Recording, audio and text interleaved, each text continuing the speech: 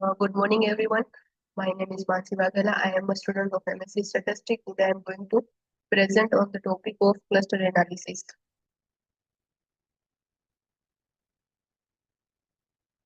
Okay. Table of contents. First is introduction. Second is basic step of cluster analysis. Third is distance type measure. Fourth is matching type measure. Fifth is more on calculating and similarities. Sixth is forming cluster. Seventh is other clustering method. And eighth is test regarding clustering. Introduction. So cluster analysis is a multivariate statistical technique whose primary purpose is to group the object, example, respondent, uh, respondent, product, or other entries based on this characteristic they possess. मतलब कि जो cluster analysis है वो एक multivariate statistical technique है जिसका main purpose है वो डेटा को अलग अलग ग्रुप में बांटने का है। इसमें ऐसे ऑब्जेक्ट या डेटा पॉइंट्स को एक ही ग्रुप में रखा जाता है जिनकी कैरेक्टरिस्टिक्स एक दूसरे से मिलती जुलती होती है। If the plotted geometrically, the object within the cluster will be close together, while the distance between cluster will be farther apart. मतलब कि जब हम जियोमेट्रिकली प्लॉट करेंगे ऑब्जेक्ट को तब जो ऑब्जेक्ट एक दूसरे से करीब है वो एक क्लस्टर में आएंगे और जो ऑब्जेक्ट एक दूसरे से दूर है वो अलग क्लस्टर बनाएंगे और फिर वो दोनों क्लस्टर के बीच के डिस्टेंस है वो ज्यादा होगा। In the example of clustering would be group of customer of the retail store based on their purchasing behavior. The store may collect data on each customer past behavior, such as the type of product they buy, the frequency of their purchases, and the amount of money spent. मतलब कि हमने यहाँ एक example लिया है कि cluster analysis का एक सिंपल एग्जांपल है कि जो रिटेल स्टोर में देखा जा सकता है जैसे कि दुकान में कस्टमर को उनके बाइंग बिहेवियर के आधार पर अलग अलग ग्रुप में डिवाइड करते हैं हम। इसके लिए स्टोर कस्टमर के बारे में डेटा कलेक्ट किया जाता है कि जैसे कि जो कस्टमर है वो कौन कौन सी प्रोडक्ट खरीदता है और कितने बार खरीदता है और अ, उसकी जो वो उसके पीछे कितना पैसा खर्च करता है। जैसे इन जानकारी के आधार पर हम समान प्रकार के कस्टमर को एक ग्रुप में एक ग्रुप में डिवाइड करते हैं। मतलब कि एक सिमिलर कैरेक्टरिस्टिक के आधार पर हम एक क्लस्टर में रखते हैं ऐसा। Whenever we do clustering, only one object belong to one cluster. It is not mean that the object belong to two different clusters that are not possible. मतलब कि जब हम क्लस्टरिंग करते हैं तब जब जो हमारा ऑब्जेक्ट है वो एक ऑब्जेक्ट है वो एक ही क्लस्टर में रहेगा। It not it is not meaning that cluster is belong to to different cluster. एक ऑब्जेक्ट दो क्लस्टर में बिलोंग नहीं करता है वो पॉसिबल ही नहीं है। एक क्लस्टर है तो वो एक ऑब्जेक्ट है तो वो एक ही क्लस्टर में रहेगा। फिर next is what is cluster.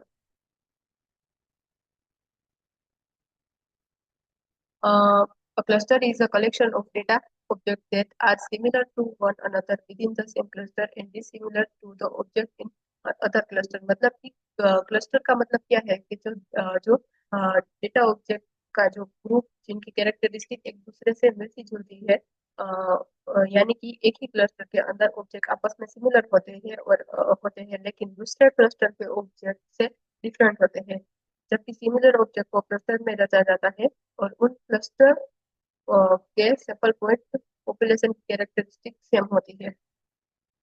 Next is cluster analysis is a class of technique used to classify object into relatively homogeneous group is called cluster। मतलब कि cluster analysis is a technique है जिसमें हम classify करते हैं object को into relatively homogeneous group। मतलब कि similar है उसके जो बीच की जो कैरेक्टरिस्टिक है वो सिमिलर है तो वो होमोजीनियस ग्रुप बनता है और उसको ही हम क्लस्टर को कहते हैं। Similar object form a cluster all the sample point in any cluster will provide similar information। मतलब कि जब सिमिलर ऑब्जेक्ट को एक क्लस्टर में रखा जाता है तो उस क्लस्टर के सैंपल पॉइंट्स पॉपुलेशन की सिमिलर कैरेक्टरिस्टिक को रिप्रेजेंट करते हैं। whenever do the cluster analysis, clustering should be done in such a way within the group data are more more or less homogeneous and between the group data are heterogeneous। मतलब कि group में जो same object है उस वो जो data है वो होमोजीनियस है, और बिटवीन द ग्रुप मतलब कि दो अलग अलग ग्रुप है उस तो उसके वो जो डेटा है वो मोरलेस हेट्रोजीनियस है। Cluster analysis is a data reduction technique in row of the data matrix. मतलब कि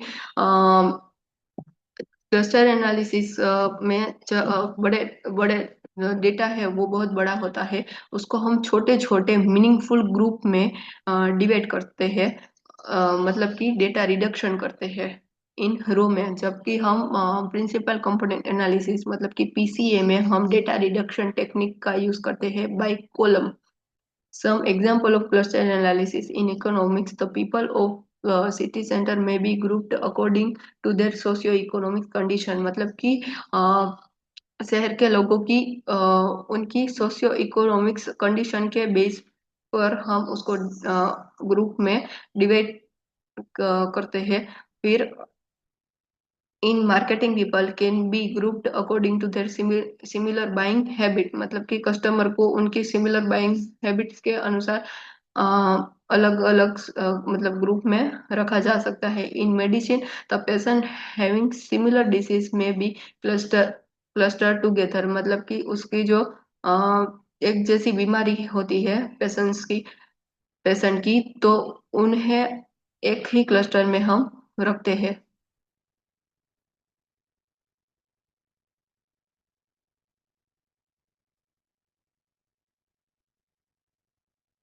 ओके, तो basics sorry basic step of cluster analysis. तो सबसे पहले हम क्या करते हैं, तो to start analysis a number of decision must be made regarding the characteristic to be consider. सबसे पहले जब हम एनालिसिस स्टार्ट करते हैं तो उसमें हम देखते हैं कि नंबर ऑफ डिसीजन मतलब कि डिसीजन हमें लेना है तो हम कैसे ले सकते हैं। तो ऑब्जेक्ट है उसकी जो कैरेक्टरिस्टिक है उसके बेस पे हम लेते हैं कि जो ऑब्जेक्ट है उसके बीच में जो कैरेक्टरिस्टिक है तो वो डिफरेंट है या सेम है। वो पहले हम देखते हैं। फिर जो वेरिएबल है वो इंक्लूड होते हैं एनालिसिस में, तो हम उसको देखते हैं कि जो वेरिएबल है उसकी कैरेक्टरिस्टिक्स, दो वेरिएबल है तो उसकी कैरेक्टरिस्टिक सेम है या डिफरेंट है। तो मेजरमेंट ऑफ डिस्टेंस, फिर उसके बीच का हम डिस्टेंस है वो मेजर करते हैं। And the criterion to group the object मतलब कि जो ग्रुप का और फिर हम डिसाइड करते हैं कि वो ऑब्जेक्ट है वो किस ग्रुप में हम रखते हैं। Okay, the selection of variable of the any cluster is important. सबसे इम्पोर्टेंट बात ये है कि सबसे पहले तो हमें वेरिएबल का सिलेक्शन करना है, तो वो कैसे सिलेक्ट करेंगे। Since the inclusion of the important will be provide poor और मिसलीडिंग फाइंडिंग। अगर हम उसका सिलेक्शन गलत करेंगे वेरिएबल का तो हमें जो इंफॉर्मेशन मिलेंगी वो इंफॉर्मेशन हमें गलत मिलेंगी या फिर अधूरी मिलेंगी। After the selection of variable the next important point to be considered is measure the distance and similarity between the object। मतलब जब वेरिएबल का सिलेक्शन करेंगे उसके बाद नेक्स्ट जो इम्पोर्टेंट पॉइंट है वो क्या है, तो कि जो मेजर डिस्टेंस का जो हमें मेजर करना है तो उसके बाद हमें दो ऑब्जेक्ट है उसका बीच का जो डिस्टेंस है मतलब या फिर सिमिलरिटी है वो मेजर करनी है। Then next two object will be included in two separate group if the distance is maximum। अगर मतलब कि दो ऑब्जेक्ट है उसका जो बीच का जो डिस्टेंस है वो ज्यादा है तो उसको हम दो सेपरेट ग्रुप में रखेंगे। और they will be included in one group if they are close to each other। मतलब कि अगर वो दो ऑब्जेक्ट है वो दोनों उसके बीच का डिस्टेंस कम है तो उसको हम एक ग्रुप में रखेंगे। फिर नेक्स्ट है द मेजरमेंट ऑफ सिमिलरिटी और distance is divided into two main parts. First is distance type measure and second is matching type measure, मतलब कि उसकी जो मतलब दो ऑब्जेक्ट है उसके बीच में अगर हम डिस्टेंस मेजर करना है या फिर क्या सेम है, क्या कैरेक्टरिस्टिक है वो, क्या सेम है या नहीं है, तो उसको हम मेजर करेंगे। उसके लिए हम हमारे पास दो मेथड है। First is distance type measure. अगर हमारा डेटा क्वांटिटेटिव है तो हम डिस्टेंस टैप मेजर में जाएंगे और फिर उसमें दो ऑब्जेक्ट है उसके बीच का जो डिस्टेंस है वो मेजर करेंगे। और सेकंड है मैचिंग टाइप मेजर। उसमें जो हमारा डेटा है वो क्वालिटेटिव है, और फिर हम उसकी कैरेक्टरिस्टिक है जो ऑब्जेक्ट की, उसके बेस पे हम डिसीजन लेंगे। नेक्स्ट इज डिस्टेंस मेजर में है, जो डिस्टेंस है वो जो फर्स्ट डिस्टेंस है वो है मिनकॉक्सी डिस्टेंस। तो उसमें क्या है, the distance type sorry, this distance measure is a generalization of both including Euclidean and Manhattan distance, and it is defined as follow. Let the values of p variable we observe probe and sample, मतलब कि जो variable है हमारे पास p है और n है वो हमारे पास सैंपल ऑब्जेक्ट्स है। तो वैल्यू ऑफ ith ऑब्जेक्ट, मतलब कि ith ऑब्जेक्ट की जो वैल्यू है वो है I is equal to 1 to up to n है, is denoted by a vector xi is equal to xi1 xi2 up to xip, and let dij be the distance between the ith and jth object। मतलब dij है वो क्या है, तो के distance है between the ith and j object के बीच का जो डिस्टेंस है वो उसको हम dij से डिनोट करेंगे। और जो फॉर्मूला है dij is equal to summation k is equal to 1 to p bracket में x i k minus x j k raise to r into 1/r। Next is Euclidean distance. If r is taken as 2, then we have dij is equal to summation k is equal to 1 to p x I k minus x j k up to 2 into 1/2। मतलब कि जो मिनकॉक से distance की जो formula है उसमें r is equal to हम 2 रखेंगे तो हमें ये वाली फॉर्मूला यूक्लिडियन डिस्टेंस की मिलेगी। और this dij indicate the Euclidean distance between the ith and j object. ये जो dij है वो ith एंड j ऑब्जेक्ट के बीच का डिस्टेंस मेजर करता है। Manhattan distance for r is equal to 1 measure measure of distance taken from, मतलब जो मिनकॉक से डिस्टेंस की जो फॉर्मूला है उसमें हम r इज इक्वल टू 1 रख पुट करेंगे। तो dij is equal to summation k is equal to 1 to p x I k minus x j k, ये वाली फॉर्मूला है। और this latter dij is a city block matrix. मतलब कि जो ये dij है वो क्या है, तो कि city block matrix. Okay.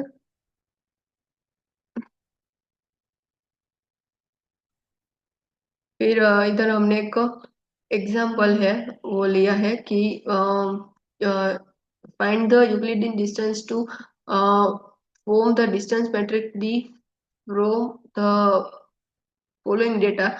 The data represent the body's length in mm and body weight in gram of 5 randomly selected slugs। मतलब कि जो स्लग्स है उस जो स्लग्स है उसकी जो बॉडी की लेंथ है वो हमें मिलीमीटर में दी गई है और बॉडी की जो वेट है वो हमें ग्राम में दी गई है। तो जो इधर 5 वेरिएबल है और उसके दो ऑब्जेक्ट है लेंथ और वेट, उसको हमें मेजर करना है। तो पहले हम डिस्टेंस डेटा मैट्रिक्स बनाएंगे और उसकी जो फॉर्मूला है, मतलब कि जो एलिमेंट है उसका जो बीच का जो डिस्टेंस है वो हम कैसे फाइंड करेंगे। तो वो है कि d12 is equal to square root of 35 minus 35। मतलब कि अगर हम ये जो 1 2 है एलिमेंट 1 2 2 1 उसके बीच का जो डिस्टेंस है वो अगर हमें मेजर करना है तो हम क्या करेंगे, तो के अंडर रूट में 35 minus 35 whole square plus 1.3 minus 4 का whole square is equal to 2.7। ये जो आंसर आया उसको हम d12 એટલે કે 2.7 एंड d21 वो भी 2.7 ऐसे। और ऐसे ही अभी सभी जो एलिमेंट्स है उसकी वैल्यू हम ढूंढ सकते हैं। जैसे कि 1D13 की वैल्यू हमें फाइंड करनी है, तो D35 मतलब कि अंडर रूट में 35 माइनस 38 रेस टू उसका स्क्वायर, और 1 plus 1.3 minus 3.2 square is equal to हमें मिलेगा 3.55। अब और लेके D13 इज इक्वल टू 3.55 और D31 is equal to 3.55। Okay, from the Euclidean distance, it is observed that the first slug is closer to fourth slug compared to the closeness of the other three slug। मतलब कि Euclidean distance में हम first slug और जो ये fourth slug है उसका जो उसके उसके बीच का जो डिस्टेंस को सबसे कम दिखाई दे रहा है। Let us now investigate the closeness of slug from the Euclidean distance measure from the variables measure in different unit. मतलब कि हम इन्वेस्टिगेट पे जब हमने किया तब हमको मतलब ये जानने को मिला है कि यूक्लिडियन डिस्टेंस है उसमें हम जो वेरिएबल है उसको हम अगर डिफरेंट यूनिट में लेंगे, अलग अलग यूनिट में लेंगे, तो उसके बीच का जो डिस्टेंस है वो भी अलग अलग आएगा। मतलब कि अगर हम ये जो हमारा डेटा है मतलब वो लेंथ है वो हमें मिलीमीटर में दी गई है, अगर उसको हम सेंटीमीटर में लेंगे तो भी ये जो डेटा मैट्रिक्स है उसकी जो वैल्यू है वो अलग आती है। If the variable body length is measure in centimeter we have, अगर हम जो ये वेरिएबल है वो मिलीमीटर में है तो उसको हम सेंटीमीटर में करेंगे तो उसकी जो डेटा मैट्रिक्स है वो कुछ ऐसा मिलेगा। मतलब यहाँ जो लेंथ है वो 3.5 3.5 3.8 3.5 एंड 3.9 ऐसी आएंगी इन सेंटीमीटर में। और वेट है वो तो एज इट इज ही रहेगा। जो ये मैट्रिक्स है हमको ऐसा मिला है। तो from this given matrix it is observe that the fourth slug is closer to first one. मतलब जो ये फोर्थ स्लग है वो फर्स्ट के क्लोज है, और the next closer slug are the fifth and first and fifth one. मतलब कि जो फिफ्थ मतलब फर्स्ट और फिफ्थ मतलब ये वाली जो first row and fifth row है उसके बीच का भी डिस्टेंस हमको कम दिखाई दे रहा है। But this two slug are far away as as observe from D matrix. Thus, it is clear that the Euclidean distance is not free of one unit of measurement of variable। मतलब कि Euclidean distance है वो उसमें हम जब हम unit में change करेंगे तो उसके जो एलिमेंट है उसके बीच में जो बीच का जो डिस्टेंस है वो भी डिफरेंट आता है जब हम यूनिट में चेंज करते हैं तब। This is a problem can be avoided if variable are standardized before the calculating distance. मतलब कि ये प्रॉब्लम को हम अवॉइड तभी कर सकते हैं जब हम जो उसके यूनिट है उसको हम स्टैंडर्डाइज करेंगे। मतलब कि हम जब हमने मिलीमीटर से सेंटीमीटर में कन्वर्ट किया तब हमको जो डिस्टेंस है वो ज्यादा एक्यूरेट मिला, ऐसा हम बोल सकते हैं। मतलब कि वेरिएबल को स्टैंडर्डाइज करना इम्पोर्टेंट है इसमें, ऐसा।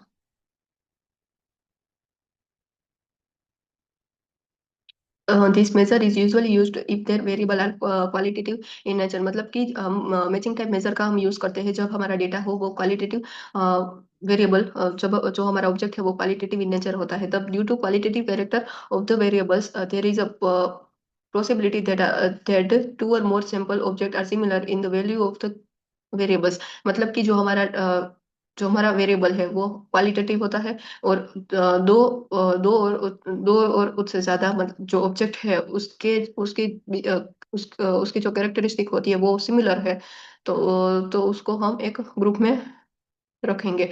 For example, let us consider a research plan in which the object will provide their opinion on some socio-economics issue। मतलब सामाजिक और आर्थिक जो इश्यू है उस पे हम अगर बात करें तो in investigation it is more probable that the both husband and wife are similar in passing their opinion. मतलब जो सामाजिक और आर्थिक जो इश्यू है समाज में हमारे, तो उसमें हम हस्बैंड और वाइफ का ओपिनियन लेंगे तो उसका जो ओपिनियन है वो मोस्ट प्रोबेबल सेम आएगा, उसके जो चांसेस है वो सेम आने के वो ज्यादा है। The similarity in the level of education is also more probable among the husband and wifes. मतलब कि जो ओपिनियन है वो सिमिलर है क्योंकि उसका जो एजुकेशन का जो लेवल है वो भी शायद सेम हो सकता है, ताकि हम बता सकते हैं मतलब, तो हम बोल सकते हैं कि उसका ओपिनियन सेम आता है उसका एजुकेशन लेवल देख के।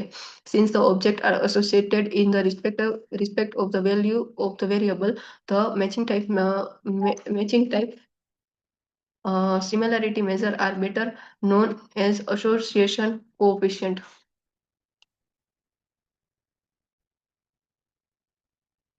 अ, मतलब कि जो इसमें दो ऑब्जेक्ट के बीच में अगर सिमिलरिटी है तो उसको हम कोफिशिएंट के रूप में मेजर करते हैं, और उसको हम जो दो ऑब्जेक्ट है उसके बीच में अगर सिमिलरिटी है तो उसको हम एसोसिएशन, उसके उसके बीच की जो सिमिलरिटी है उसको हम, जो उसका कोफिशिएंट है उसको हम एसोसिएशन कोफिशिएंट बोलते हैं।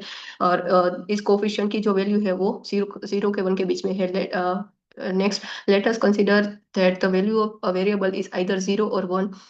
मतलब कि जो वेरिएबल है उसकी जो बीच की जो वैल्यू है वो 0 के 1 के बीच में आती है। Assume that the 0 is assign to the object and to an object if certain characteristic is absent. मतलब 0 असाइन किया है तो उसका मतलब क्या है, तो जो कैरेक्टरिस्टिक है वो एब्सेंट है। And the object is to the object and 1 is assign for the present. The characteristic का मतलब अगर हम 1 असाइन किया तो कैरेक्टरिस्टिक है वो प्रेजेंट है, और उसको हम प्लस की साइन से डिनोट करते हैं। और अगर 0 है तो उसको हम, कैरेक्टरिस्टिक एब्सेंट है उसको हम नेगेटिव साइन से डिनोट करेंगे। Let us consider that the data on 5 characters from 2 sample object be recorded. जो रिकॉर्डेड डेटा है वो है, हमने लिया है,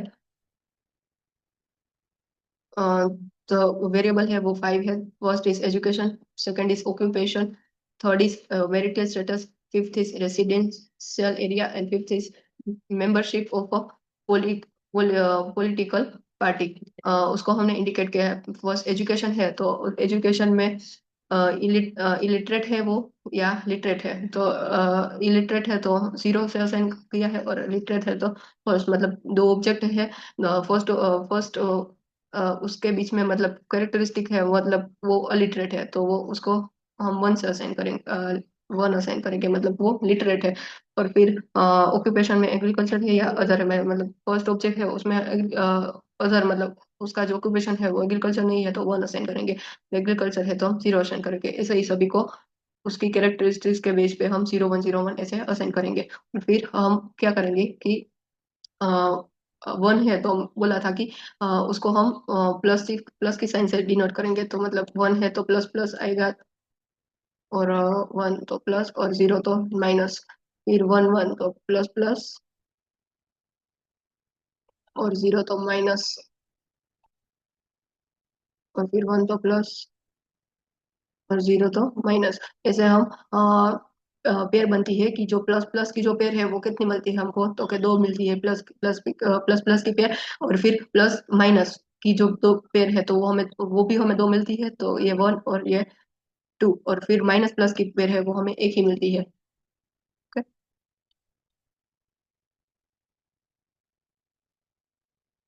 next, this information can be represent by two cross two contingency table as follow. मतलब कि जो इन्फॉर्मेशन मिली है उसको हम two cross two contingency table में डालेंगे, तो हमें फर्स्ट ऑब्जेक्ट और सेकंड ऑब्जेक्ट और टोटल, मतलब कि जो इधर हम प्लस माइनस और इधर हम प्लस माइनस, मतलब जो प्लस प्लस की जो पेयर थी वो 2 थी इसलिए हमने 2 इधर रखे हैं, और प्लस माइनस की जो पेयर थी वो भी 2 थी इसलिए इधर हमने 2 रखे। और फिर माइनस प्लस की जो पेयर थी भी वो एक थी, और माइनस माइनस की कोई भी पेयर नहीं थी तो 0। और फिर हम टोटल करेंगे तो 2 + 2 = 4, और 2 + 1 = 3, or 2 + 0 = 2, or 4 + 1 = 5. Here the frequencies are shown to indicate the similarity or dissimilarity in the information of two objects। मतलब कि जो यहाँ फ्रीक्वेंसी है वो इंडिकेट करती है कि दो ऑब्जेक्ट है उसकी जो बीच की जो इन्फॉर्मेशन है वो सिमिलर है या नहीं है। तो अब 2 × 2 contingency table in general can be represented as follow as, मतलब कि जो ये फॉर्मूला है, मतलब अगर प्लस प्लस है तो इधर हम ए रखेंगे या बी सी डी, और यहाँ टोटल तो A + B, सी और डी का C + D, इधर ए और सी का A + C, बी और डी का B + D, and n = A + B+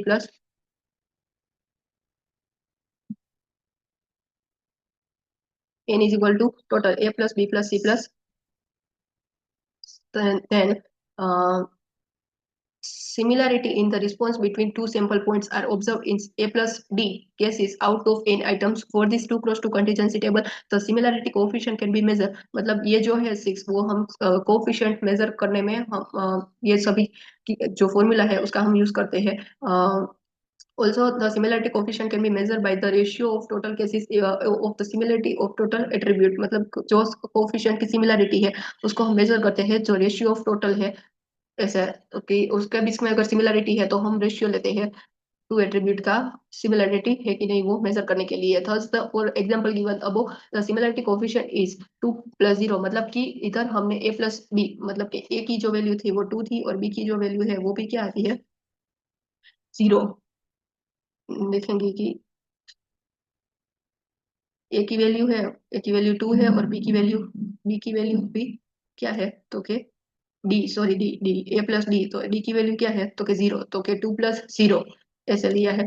तो 2 plus 0 upon n n is equal to 5. तो उसकी जो वैल्यू हमें 0.40 ऐसी मिलेगी. Also the coefficient can be measure by the above 6 formula formula मतलब कि सभी कोफिशिएंट को हमने मेजर किया है. ये जो 6 फॉर्मूला दी गई है when the coefficient are first 0.8 second is 0.4 fourth third is 0.57 fourth is 0.57 fourth is 0.25 and six is a 0.40 it is to be noted that the similarity coefficient are different by different formula. मतलब कि जो similarity coefficient है वो हमें क्या मिलता है तो कि अलग अलग मिलता है अलग अलग फॉर्मूला से जो coefficient है सभी का वो अलग अलग फॉर्मूला का यूज करने से अलग अलग मिलता है. The difference in the result will also be observed if they switch the 0 and 1. मतलब कि जो डिफरेंस है वो उसको हम 0 और 1 में स्विच करेंगे. तो फॉर एन एग्जांपल अगर प्लस है उसको हम अगर 0 रखेंगे और जो नेगेटिव है उसको हम प्लस रखेंगे तो हमें जो कंटीजेंसी टेबल है वो कैसा मिलेगा. मतलब कि जो ये वाला है वो वाला अगले वाला ही कंटीजेंसी टेबल था और ये वाला जो है वो नेक्स्ट. मतलब कि इसमें हम क्या करेंगे कि जो प्लस और माइनस की जो साइन है वो इंटरचेंज कर देंगे रो और कॉलम दोनों में. तो जो फर्स्ट ऑब्जेक्ट है तो उसमें क्या है तो कि इधर तो उसकी जो वैल्यू है वो भी चेंज हो जाएगी. तो जो ये वाले है वो सेम रहेगा और ये वाले इंटरचेंज हो जाएगी. मतलब कि ये जो रो कॉलम है वो ये वाली इधर आ जाएगी और ये वाली इधर आ जाएगी इंटरचेंज हो जाएगी. तो जो न्यू कंटीजेंसी टेबल है वो सिमिलर कोफिशिएंट की वैल्यू जो ये आती है वो पहले वाले कंटीजेंसी टेबल के से डिफरेंट आती है. तो coefficient are not similar to those obtained for the earlier table. The differences are observed due to the variation in measuring the variables of two object. मतलब कि जो कोफिशिएंट है वो सिमिलर नहीं आते हैं जो पहले का टेबल था उसके बेस पे. और difference are observe due to variation in measuring the variable of two object. मतलब जो डिफरेंस है वो जो दोनों के बीच जो डिफरेंस आता है वो उस वो वेरिएशन के बेस पे आता है और उसको हम मेजर करेंगे. Association of two objects may be also measured by product moment correlation coefficient इधर वेरिएबल और क्वालिटेटिव इन नेचर. मतलब कि अगर दो वेरिएबल है उसके बीच का एसोसिएशन मतलब एसोसिएशन है दो वेरिएबल है वो क्वालिटेटिव इन नेचर है तो उसका बीच का जो एसोसिएशन है वो हमें मेजर करता है. तो हम कोरिलेशन कोएफिशिएंट का यूज करेंगे. Two object will be similar if their association is higher. मतलब दो ऑब्जेक्टिव है वो सिमिलर है तो उसका हाई एसोसिएशन मतलब एसोसिएशन वो हायर होगा.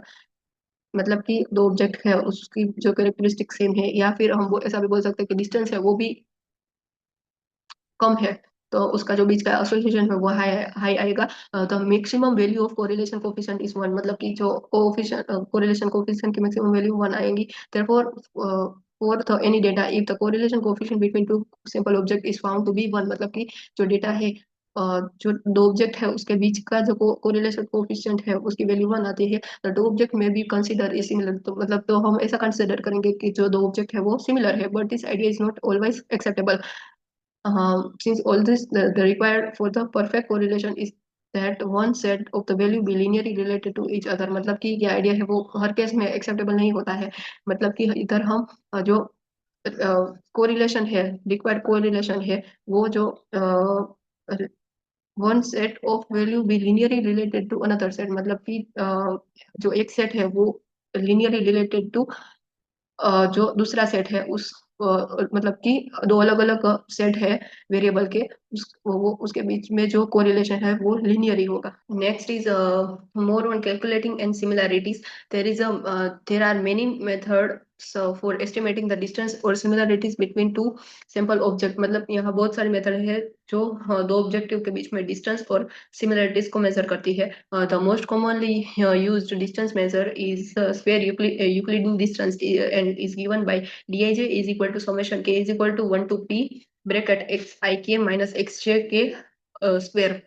यूक्लिडियन या स्क्वायर ऑफ यूक्लिडियन डिस्टेंस की ये फॉर्मूला है। और another measure of similarities is given by और ये भी फॉर्मूला है सिमिलरिटी आई और j is equal to summation के एक्स आई के एक्स जे के अपॉन अंडर रूट समेशन के एक्स आई के स्क्वायर समेशन के एक्स जे के स्क्वायर।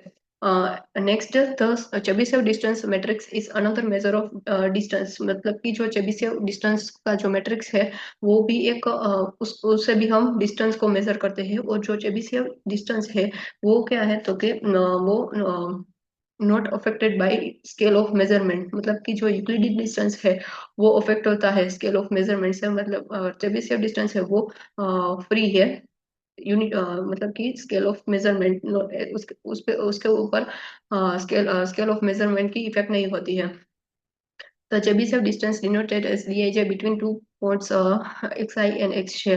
मतलब कि दो पॉइंट है xi और xj के बीच का जो डिस्टेंस है हमें मेजर करने का है वो चेबीशेव डिस्टेंस से हम मेजर करेंगे। In multi dimensional space is calculated as maximum absolute difference in value of any variable between the two points. मतलब कि दो वेरिएबल का जो मतलब एब्सोल्यूट लेके उसका हम अगर मैक्सिमम करेंगे दो वेरिएबल है उसका बीच का हम पहले तो डिफरेंस लेंगे और फिर उसको एब्सोल्यूट करके उसको मैक्सिमम देंगे तो हम तो दो वेरिएबल का बीच का हमें डिस्टेंस चेबीशेव डिस्टेंस के रूप में हमें मिलेगा। तो उसकी फॉर्मूला है D I J is equal to maximum K X I K minus X I J in absolute.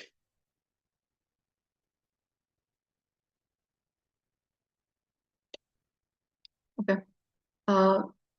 Example लिया है हमने कि let us finding the D A J variable.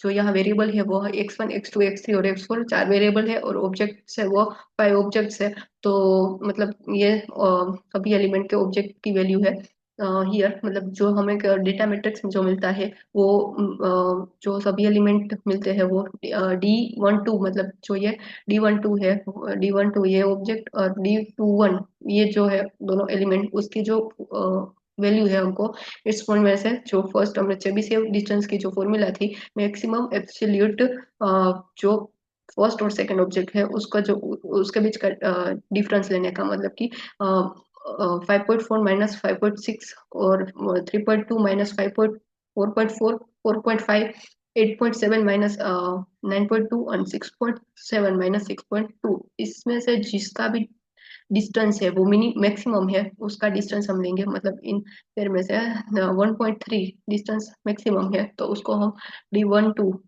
Element में रखेंगे। ऐसे ही हम सभी एलिमेंट की जो वैल्यू है वो फाइंड करेंगे। मतलब कि अगर हमें D13 की चाहिए तो 5.4 minus 7.2 3.2 minus 2.6 8.7 minus 8 and 6.7 minus 6.4 इसमें से जिसकी भी वैल्यू मैक्सिमम है वो डिस्टेंस हम लेंगे D13 के लिए और D31 के लिए।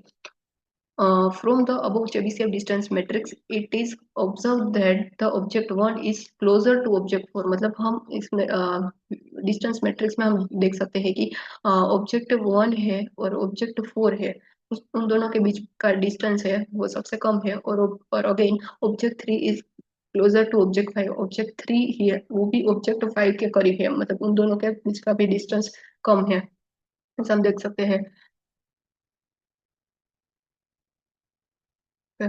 So we have discussed the method for measuring and similarity distance which are the basic requirement of cluster। मतलब cluster के लिए बेसिक रिक्वायरमेंट क्या है तो कि जो दो क्लस्टर है उसके बीच में जो सिमिलरिटी है या फिर जो डिस्टेंस है वो हमें मेजर कैसे करना है उसकी हमने मेथड के बारे में डिस्कस किया है पहले।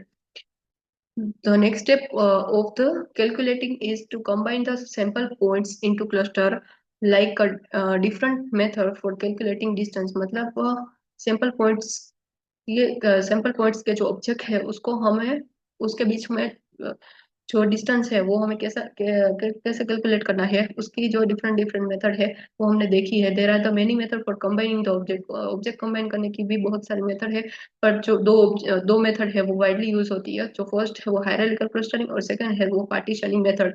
तो first is a hierarchical clustering जो है वो है कि there are two method for this analysis. These are the agronometry method and division method। मतलब हायरार्किकल क्लस्टर में दो मेथड आती है, एक मेथड है एग्रोनोमेट्री मेथड और दूसरी है डिविजन मेथड। एग्रोनोमेट्री मेथड है उसमें हम बॉटम टू टॉप जाते हैं, और डिविजन मेथड है उसमें हम टॉप टू बॉटम आते हैं। The basic criterion of the hierarchical cluster is that if an object become a member of any cluster, it will neither be removed from the cluster or not be mixed up with object of any other cluster। मतलब कि hierarchical cluster में क्या है कि जो object है वो एक बार एक क्लस्टर में आ गया तो फिर उसमें से बाहर नहीं निकल सकता है, या फिर वो दूसरे क्लस्टर में मिक्स नहीं, वो दूसरे क्लस्टर में नहीं जा सकता है। Once once the fuse in once the object is fused in cluster, there is no chance to leave the cluster। The characteristic of division clustering is that then the objects are partitioning in such a way that each object become a member of cluster. मतलब कि मैंने बताया कि division clustering में क्या होता है कि उसमें हम जो हमारे पास बड़ा क्लस्टर है तो उसको उसमें से हम मीनिंगफुल ग्रुप में क्लस्टर को या फिर ऑब्जेक्ट को हम डिवाइड करेंगे। तो जिसके हमें छोटे छोटे ग्रुप मिलेंगे, छोटे छोटे हमको क्लस्टर मिलेंगे। मतलब इसमें हम क्या करते हैं कि बॉटम टू टॉप आते हैं, बड़ा क्लस्टर में से हम छोटे छोटे क्लस्टर में डेटा को डिवाइड करेंगे। Next is on the other hand, the criterion of partitioning method is that an object once is grouped into a cluster may change in its group member। मतलब partitioning method is also say that non hierarchical clustering। और उसमें जो cluster है वो एक बार जो object है वो एक बार एक क्लस्टर में आ गया तो चांसेस है कि वो क्लस्टर छोड़ के वो दूसरे क्लस्टर में जा सकता है। फॉर्मिंग क्लस्टर के थ्री टाइप्स है। First is hierarchical clustering, second is partition method and third is other method. जो हायरार्किकल क्लस्टरिंग है उसकी भी दो मेथड है। First is agglomerative method and second is division method. And partition method है उसकी एक मेथड है के मीन क्लस्टरिंग। और जो एग्रोनोमेट्री मेथड है उसमें भी फोर टाइप है। First is single linkage, second is complete linkage, third is average linkage and fourth is watts error sum of square method. तो एग्रोनोमेट्री मेथड है तो ये उसका डायग्राम है। तो इसमें क्या है कि सभी जो ऑब्जेक्ट है ए बी सी डी और ई वो सभी अलग अलग है। तो ए और बी जो ऑब्जेक्ट है वो ए और बी जो ऑब्जेक्ट है उसके बीच का जो डिस्टेंस है वो कम है, तो उसको हम जोड़कर एक नया क्लस्टर बनाएंगे, उसको हम डिनोट एक से करेंगे। और सी और डी जिसके बीच का डिस्टेंस कम है तो उसको हम डिनोट टू से करेंगे। और फिर एक और दो जो ये दोनों क्लस्टर बने उसको हम एक नया क्लस्टर में यूज करेंगे। उन दोनों को मिलाकर हम एक नया क्लस्टर बनाएंगे, उसको हम थ्री से डिनोट करेंगे। और जो ये ई है वो सबसे दूर है तो उसको हम फोर में मिला देंगे। और थ्री है जो ये एक और दो का मिलाकर जो बना उसको भी हम फोर में मिला देंगे, तो एक फाइनल क्लस्टर बनेगा, उसको हम फोर से डिनोट करेंगे। तो एग्रोनोमेटिव मेथड है तो उसमें जो ऑब्जेक्ट है वो सभी क्या है तो डिफरेंट ऑब्जेक्ट है, उसको सभी ऑब्जेक्ट को हम फ्यूज करेंगे और एक फ्यूज करते करते हम एक नया एक आखिरी फाइनल क्लस्टर में कंबाइन करेंगे सभी ऑब्जेक्ट को।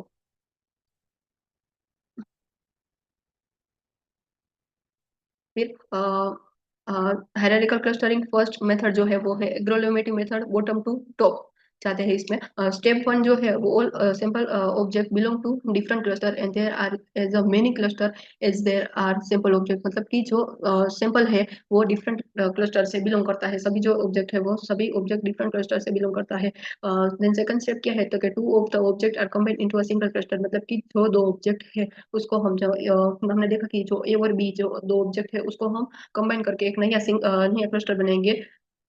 तो मतलब दो ऑब्जेक्ट है उसको हम कंबाइन करके एक सिंगल क्लस्टर में रखेंगे। और स्टेप थ्री क्या है तो either a third case is added to a cluster already contain object, अथवा two additional object are merge into a new cluster. मतलब कि थर्ड स्टेप ये बताता है कि एक नया क्लस्टर तो बन गया, जो दो ऑब्जेक्ट है उसको हमने कंबाइन करके एक ऑब्जेक्ट तो बना दिया, एक क्लस्टर तो बनाया। तो फिर अगर इधर एक नया ऑब्जेक्ट है, अगर उस क्लस्टर और ये ऑब्जेक्ट उसका जो डिस्टेंस है वो कम है, तो ये जो ऑब्जेक्ट है उसको हम इस क्लस्टर में जोड़ देंगे और एक नया क्लस्टर बनेगा। या फिर ऐसा भी हो सकता है कि इधर दो ऑब्जेक्ट है, तो उस उन दोनों ऑब्जेक्ट को मिलाकर एक नया क्लस्टर बने, तो ये दो दो क्लस्टर बन गए, और फिर ये दोनों क्लस्टर को हम मर्ज करके एक नया क्लस्टर बनाते हैं। This method is continue until all objects are merged into a single cluster। मतलब ये प्रोसेस तब तक चलती रहती है जब तक सभी ऑब्जेक्ट मर्ज होकर एक सिंगल ऑब्जेक्ट एक सिंगल क्लस्टर नहीं बन जाता, तब तक चलती रहती है। However, once a cluster is formed, it cannot be split। मतलब कि जब हम क्लस्टर को बनाते हैं तब क्लस्टर हम स्प्लिट नहीं करते, मतलब कि क्लस्टर को हम एक क्लस्टर में दो क्लस्टर को हम कंबाइन नहीं कर सकते हैं, मतलब करके एक नया क्लस्टर बनाते हैं। कभी दो क्लस्टर है तो उसके चार क्लस्टर नहीं करते, मतलब कि उसको स्प्लिट नहीं किया जा सकता है, सिर्फ हम क्लस्टर को कंबाइन नहीं करते हैं। फिर फिर क्या है कि जो हमने ऑब्जेक्ट है, जो जो हमने ऑब्जेक्ट की पेयर है, तो तो उसके जो दो ऑब्जेक्ट है उसकी जो पेयर है उसके बीच का जो डिस्टेंस है और जो सिमिलैरिटीज है वो कितनी है, मतलब उसको अगर हमको मेजर करनी है तो हम क्या करेंगे। तो उसके क्राइटेरिया है कुछ, मतलब इधर हमने चार क्राइटेरिया दी है कि जो दो ऑब्जेक्ट है उसके बीच का जो डिस्टेंस है या फिर सिमिलैरिटी है, तो वो हमें मेजर करने की है, मतलब जो ऑब्जेक्ट है वो दूर है या पास है, उसका डिस्टेंस है सिमिलर है या नहीं है। तो वो सब कुछ जानना है तो हमें ये चार क्राइटेरिया को फॉलो करने के हैं। जो first is a single linkage, अथवा तो हम नियरेस्ट नेबरहुड मेथड बोल सकते हैं। सेकंड है कंप्लीट लिंकेज, अथवा तो furthest neighbour method. Third is average linkage and fourth is watts error sum of square.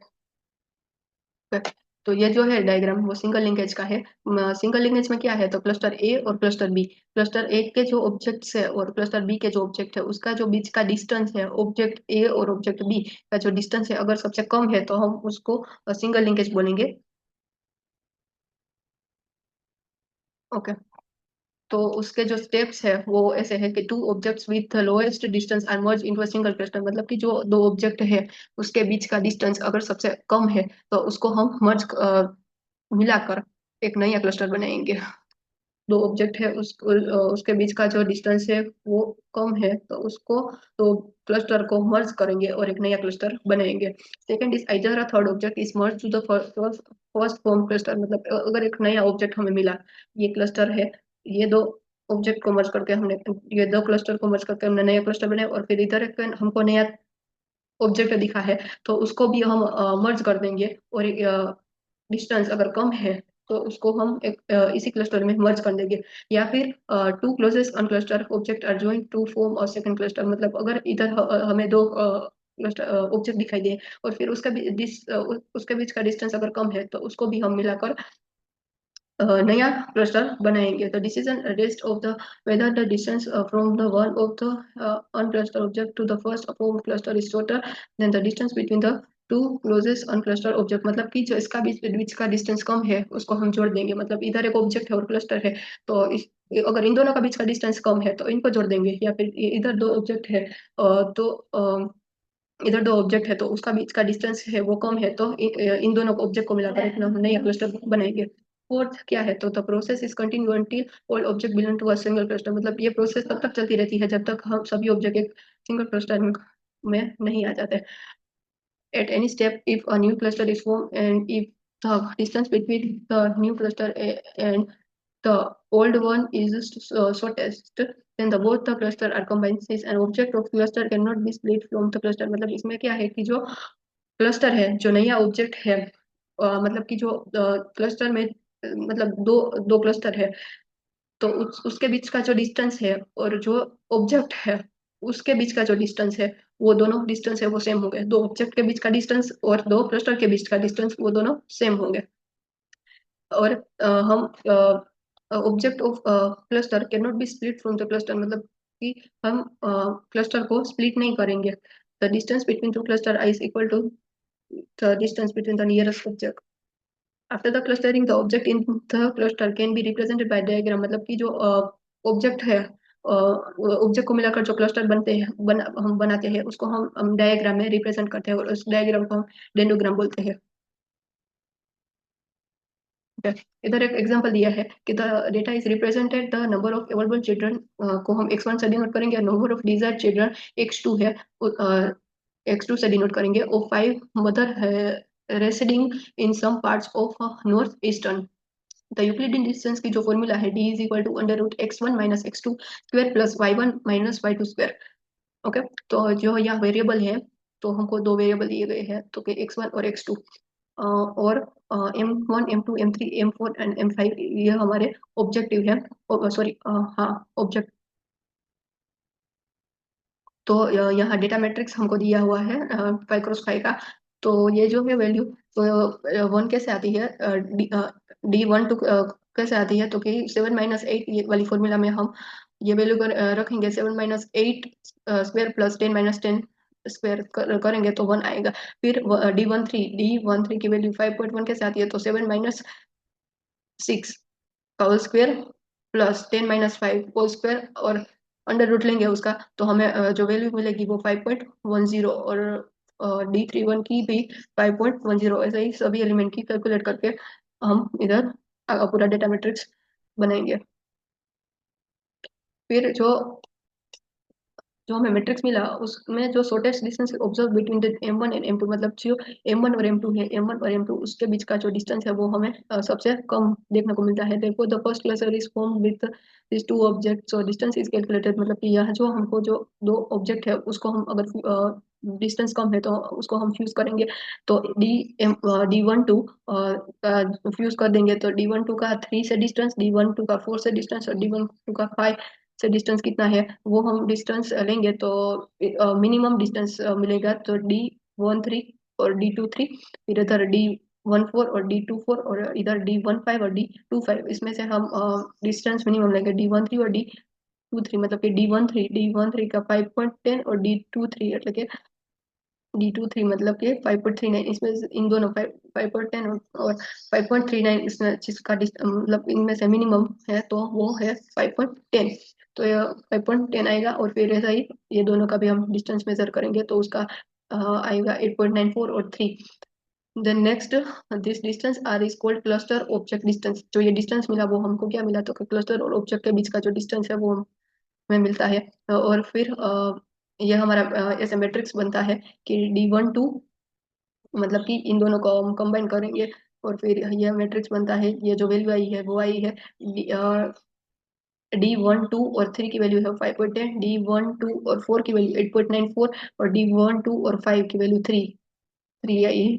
और फिर 3 4 5 जो ये मैट्रिक्स है, इधर मतलब ये रो की और ये कॉलम की सेम वैल्यू आएगी, और फिर ये जो 3x3 का जो मैट्रिक्स है वो सेम है इधर का, मतलब कि जो ये 0 0 4.24 और 7.07, ये वाला मैट्रिक्स एज इट इज ये रहेगा 3 4 5, वो ऑब्जेक्ट 3 4 5 का डिस्टेंस में हम कोई चेंज नहीं होगा।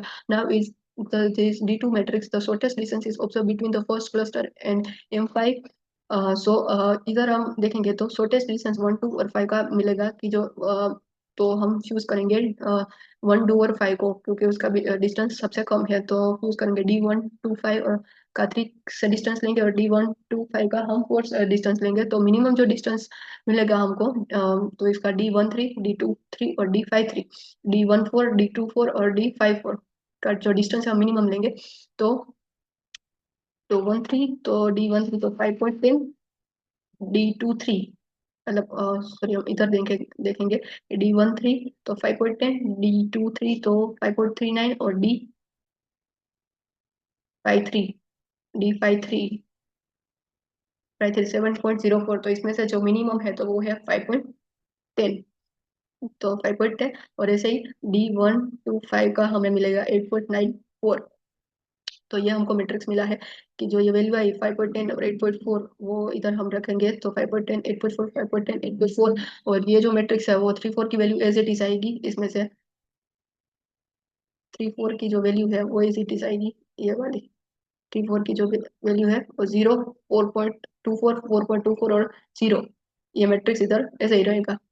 The shortest distance in this D3 matrix is observed between M3 और M4, मतलब shortest distance अब हमको देखने को मिलता है M3 और M4 के बीच। Therefore these two objects are merged to form a new cluster, मतलब 3 और 4 का डिस्टेंस मिनिमम है तो उसको हम मिलाकर एक नया क्लस्टर बनाएंगे। और फिर ये वाला क्लस्टर है 1 to 5 वाला क्लस्टर, और 3 4 का क्लस्टर है, दो क्लस्टर नए बने तो उसके बीच का डिस्टेंस हमें मेजर करना है। तो जो मिनिमम डिस्टेंस है वो हम ऐसे लेंगे कि D13, D14, D23, D24, D53 और D54। इसमें से जिसका डिस्टेंस मिनिमम है वो लेंगे, वो हमको मिलेगा 5.1, 5.10। At the last stage, the two clusters are joined into a single cluster, combining all 5 objects and the dendrogram is in figure। मतलब ये जो हमें डेंडोग्राम मिला है वो ऐसे मिलता है कि ये जो दो क्लस्टर है वो सबसे पहले हमने फर्स्ट और सेकंड क्लस्टर को हमने कंबाइन किया है, फर्स्ट और सेकंड को कंबाइन किया है। और फिर इधर 5 है और इधर तो ये एक और दो क्लस्टर को मिलाकर एक नया क्लस्टर बनाया है। और फिर इधर उसमें हमने ऐड किया है 5 को, और 1 2 और 5 मिलाकर एक क्लस्टर बनता है। और इधर है 3 और 4, दो ऑब्जेक्ट है उसको मिलाकर एक ऑब्जेक्ट क्लस्टर बनता है। मतलब कि ये सारे ऑब्जेक्ट को मिलाकर एक सिंगल क्लस्टर में हम सभी ऑब्जेक्ट को रखेंगे और फिर उसको हम डेंडोग्राम के थ्रू समझते हैं। सो ये जो मेथड है उसको हम बोलेंगे single linkage method. Okay, thank you.